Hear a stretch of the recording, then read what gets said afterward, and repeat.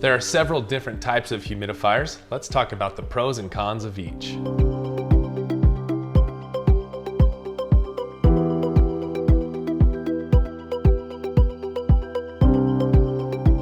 Hi, I'm Brent with Western Heating+Air+Plumbing. The first type of humidifier we're going to talk about today is the individual room humidifier. These are effective at humidifying an individual room. They're a little bit of a nuisance because you have to replace the water in them frequently. They can grow mold, and you have to wash the water basin frequently. The second type of humidifier we're going to talk about today is one like this one, the bypass or fan-powered humidifier. These are very effective at humidifying the entire home. They work great during the colder months of the year.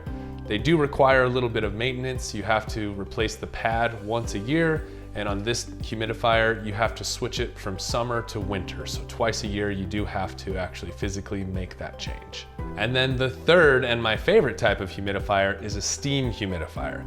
This works by actually producing steam and pumping it into your ductwork. This is the most effective type of humidifier because it produces steam and it's not dependent on the furnace or the outdoor temperature in order to evaporate water. This works fall and spring and through the whole winter.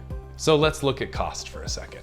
Your individual room humidifier is going to be your least expensive upfront option, but it is only able to maintain humidity in a single individual room. Whereas the bypass or fan-powered humidifier is a whole home humidifier. The bypass and fan-powered humidifier is gonna be your middle of the road option, and the most expensive is the steam-powered humidifier, but it's able to maintain humidity for a very large home.